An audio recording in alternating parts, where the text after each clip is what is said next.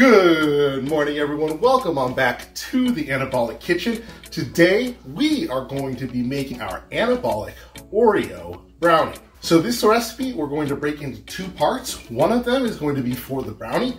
The other part is going to be for the frosting to put on top. Altogether, it comes out to about 700 calories for the entire thing, but it is incredibly anabolic, packing in almost 70 grams of protein in total. If you just stick with the brownie part, you're going to be coming in at about 460 calories, so very manageable. This is actually going to be one of the easier dessert recipes that I bring you, so let's take a look at how we put that together. For our Anabolic Oreo brownie, we are going to need a granular no-calorie sweetener, a powdered no-calorie sweetener, a chocolate protein powder, light, I can't believe it's not butter, egg whites, or in this case I'm using egg substitute because they were all out of egg whites, salt, black cocoa powder, vanilla extract, and no sugar added dark chocolate chips. We're going to start by measuring out 30 grams of our light, I can't believe it's not butter. And then we're going to measure out 30 grams of our chocolate chips. Then we're going to pop this whole thing into the microwave for about 20 to 30 seconds.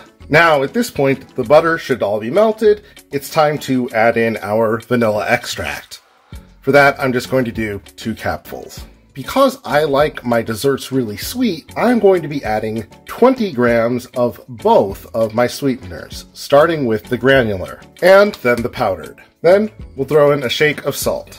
And let's mix it all. Now we can see that the combination we have right now is pretty brown, but it's not Oreo dark. To accomplish that, we are going to be adding in black cocoa powder. This isn't really readily available at most grocery stores. It might be at some fancier stores, but I just got this online. And we are going to be adding in 40 grams of our black cocoa powder. This might seem like it's a lot of cocoa powder, and it is, but it's the only way for us to really get that Oreo biscuit flavor. Now we're going to just mix all of this in to try to break up all of the lumps of cocoa powder. Now you should see we have a dark and very dense sludge. To break this up, we are going to add 115 grams of our egg whites and our 1 scoop of chocolate protein powder. This is all of our ingredients, so let's get this mixed and get it put in the oven. And just like that, our Oreo brownie batter is complete. Let's get it loaded into our cast iron skillet. First, let's hit it with that nonstick. And load her up. Now we're just going to pop this into our preheated 325-degree oven for 16 to 20 minutes. While the brownie is in the oven, we are going to work on our Oreo filling flavored frosting. Try to say that a few times fast. The first thing we're going to need for that is 75 grams of a fat-free cream cheese, followed by 15 grams of our powdered sugar replacement. Through my experimentation, I found that if you combine the powdered sweetener with the fat-free cream cheese first, you're able to reduce the amount of lumpiness dramatically. And now we're going to mix in 20 grams of our Oreo pudding mix, followed by a half scoop of a good cookies and cream protein. I like this one, so I'm going to add 17 grams of this. Then I'm going to mix it all together, again, trying to work for as little lumpiness as possible. Patience with the mixing here is of utmost importance, but as you can see, we now have a smooth mixture. So at this point, we are going to add in 45 grams of our sugar-free vanilla coffee syrup. And we're going to mix that in until we have it as smooth as we can. And now as our final ingredient, we are going to add 20 grams of light Cool Whip and fold that in. By folding, I mean to overlap the original mixture and incorporate the Cool Whip in slowly without trying to deflate it completely. And now the frosting is done, so we're going to leave it in the fridge until it's time to frost the brownie. And after 16 minutes in the oven, this is what we have. So we're just going to let this cool off for about half an hour, and then we're going to frost it. All right, so our brownies had some time to cool. Let's get it covered. We just take our frosting that we prepared and had in the fridge, and all we'll have to do is just pile it on and smooth it out. The goal here is really just to make sure that you're able to get your frosting on every single bite. I want you to notice this is a hefty amount of our frosting topping. That's because I personally know that I like my double stuffed Oreos. All right, everyone, so now we are covered. I will see you in the testing station now. Wow, and here we are. So everyone, before we get started on trying this out, I want to make a couple of things clear. First of all, I didn't use any white chocolate for the frosting.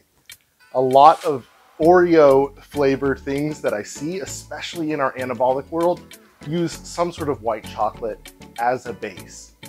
Oreos don't use white chocolate. So what I am using has ingredients to actually give you something that tastes like an Oreo's filling. And with that in mind, let's dig in. Got that density that I'm always looking for in a brownie.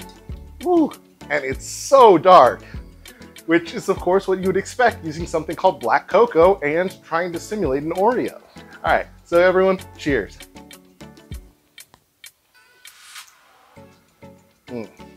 Now, with all the alchemy that I have done in the Anabolic kitchen, this might be the most impressive bit. The brownie really delivers on that Oreo cookie flavor.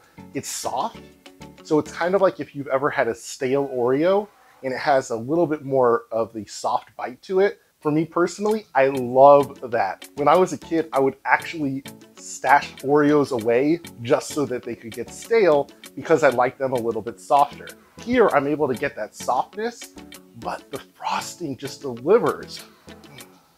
I mean, just look at that. All right, everyone, these are the nutrition facts for everything. So if you take the brownie and the frosting, that's what you have. Now, if you were to just use the brownie, you're looking at this. And if you were just taking the frosting, you'd be looking at this. And let's compare that to nutrition facts for a sleeve of Oreos. If you especially look at things like the protein, you know that not only is this the calorically superior option, but it's also the anabolically superior option. So everyone, thank you all so much for tuning in.